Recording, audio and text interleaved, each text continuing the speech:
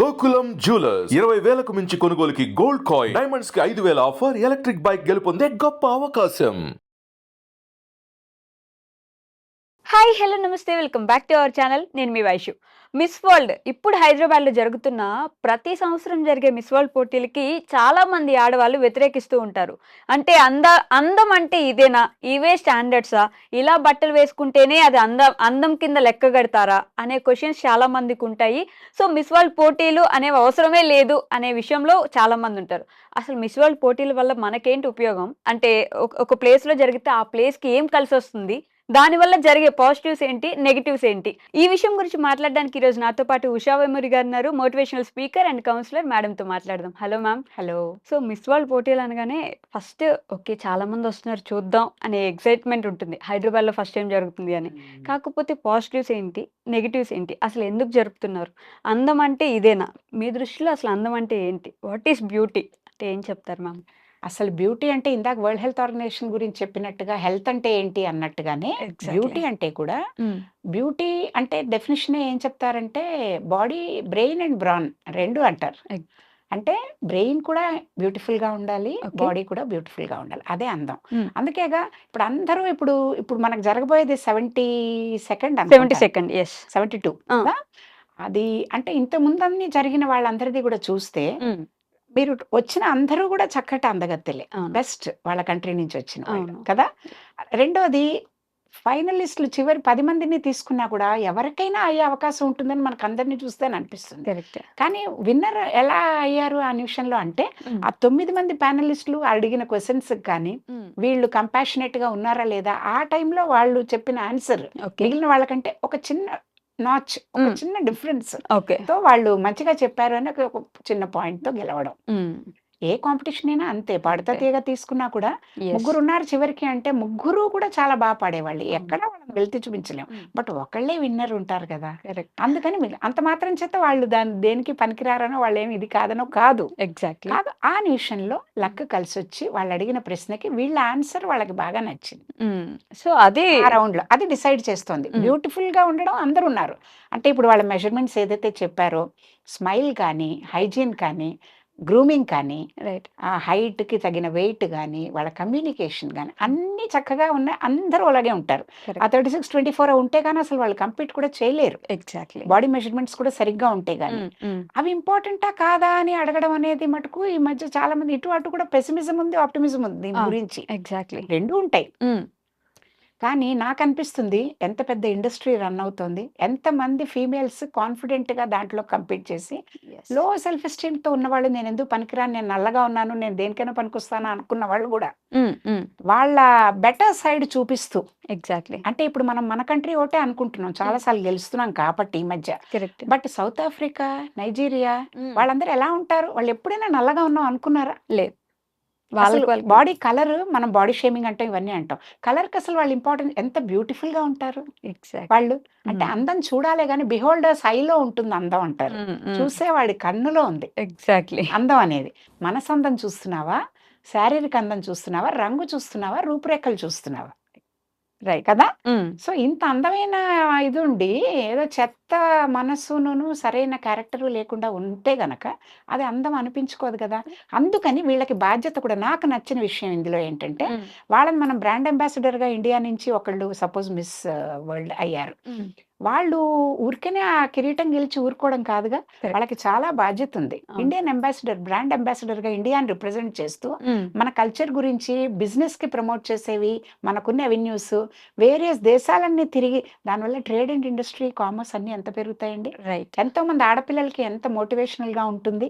అంటే నేను కూడా అచీవ్ చేయగలను ఇలా అయినప్పుడు అని కాంటాక్ట్స్, నెట్వర్కింగ్, బిజినెస్, చాలా విషయాలకి ఇండైరెక్ట్ గా మనకి పైకి కనిపిస్తున్నది ఒకటే కాదు ఆర్గనైజర్స్ కి.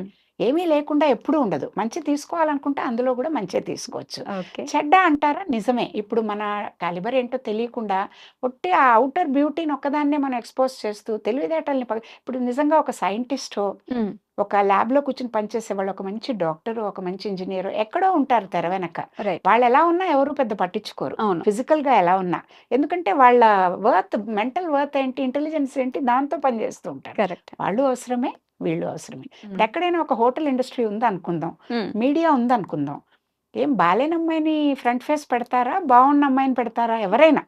బాగున్న అమ్మాయినే పెడతారుగా.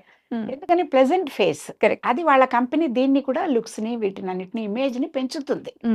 ఎప్పుడైనా చూడంగానే ఎంత Right. బాగాలేకపోయినా వాళ్ళతో డీల్ చేస్తుంటే అమ్మాయి మంచిది అని అనుకునే అవకాశం తర్వాత ఉంటుంది. అవును. బట్ ముందు మాట్లాడేటప్పుడు చూడంగానే ఫిజికల్ అపియరెన్స్, పర్సనాలిటీ కదా, ఆ Correct. పర్సనాలిటీని సరిగ్గా పెట్టుకోవడంలో తప్పే ఉంది.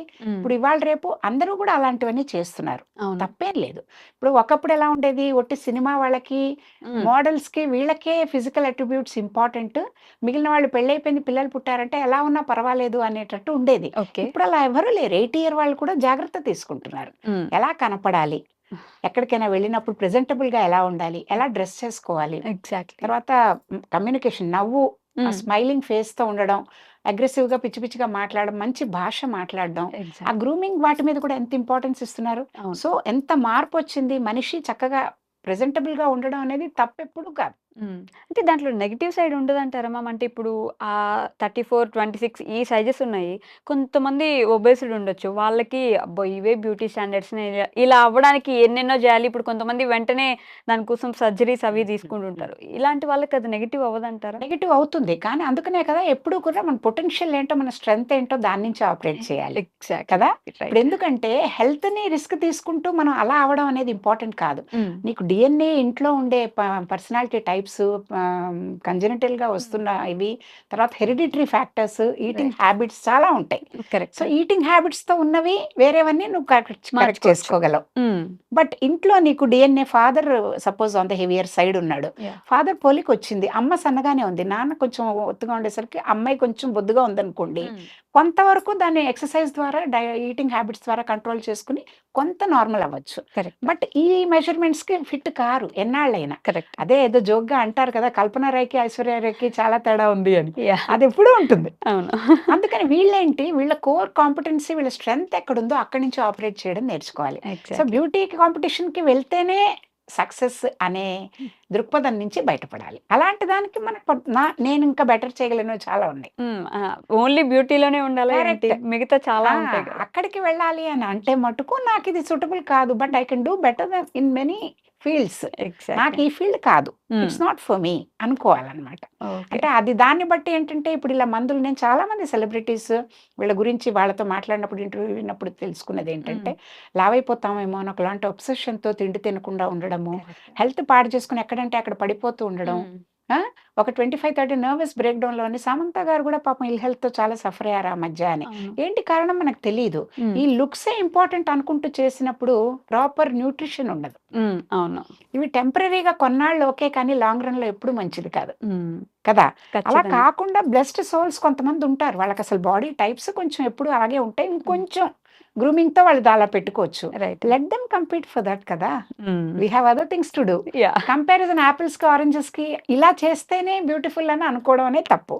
హృదయ వైశాల్యం, హృదయ బ్యూటీ, హృదయం ఎంత బ్యూటిఫుల్ గా ఉంది, క్యారెక్టర్ ఎంత ఇదిగా ఉంది, అమ్మాయి యాజ్ ఎ హోల్ ఎలా ఉంది, అవి ఇంపార్టెంట్. ఒక ఫ్రెండ్ గా, ఒక వైఫ్ గా ఏం క్వాలిటీస్ ఉంటే నాకు హెల్ప్ఫుల్ గా ఉంటుందని చూసేటప్పుడు బయట కనిపించే బ్యూటీ ఒకటే సర్వస్వం కాదు. ఖచ్చితంగా కాదు. సో మనసు మంచిగా ఉన్నప్పుడు కూడా మీరు ఇంకా చాలా పనులు చేయగలరు. బ్యూటిఫుల్ అమ్మాయికి బ్యూటిఫుల్ మనసు ఉంది అని చాలా మందిని చూసాను నేను, అలా చూసి పెళ్లిళ్ళు చేసుకున్న వాళ్ళు కూడా. ఎక్స్టీరియర్ బ్యూటీ కంటే ఇన్నర్ బ్యూటీ ఇంపార్టెంట్ అనుకునే వాళ్ళు కూడా చాలా మంది ఉంటారు. సో ఇదొక జర్నల్, అదొక సెగ్మెంట్. దాంట్లో వెళ్ళేటప్పుడు వాళ్ళు డెఫినెట్ గా అందులో బెస్ట్ దే తీసుకుని ఉంటారు, కాబట్టి దాని నార్మ్స్, స్టాండర్డ్స్ అవి. సో అది వాళ్ళది, అది వాళ్ళది. ఇది వీరి. అందరూ చూసి పులిని నక్కవాత పెట్టుకున్నట్టు ప్రతి వాళ్ళు అలా అవ్వాలి అని అనుకోవడం మటుకు చాలా పొరపాటు. Okay ma'am, thank you so much.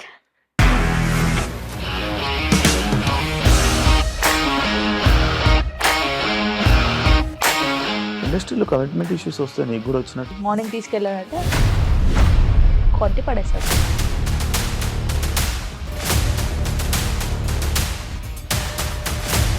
ఒక్కళ్ళు కూడా చూడలేదు ఈ సినిమా అని చెప్పడానికి కూడా చాలా ధైర్యం కావాలి. అది నిజం కదా, దాంట్లో ధైర్యం ఏంటి? ఇది నెక్స్ట్ డే ప్లేట్ మార్చేస్తే తప్పు కదా. As of now we are comfortable this అని నేను అనుకుంటున్నాను. రష్మిక గారిది మీది ఒకే ఊరంట కదా.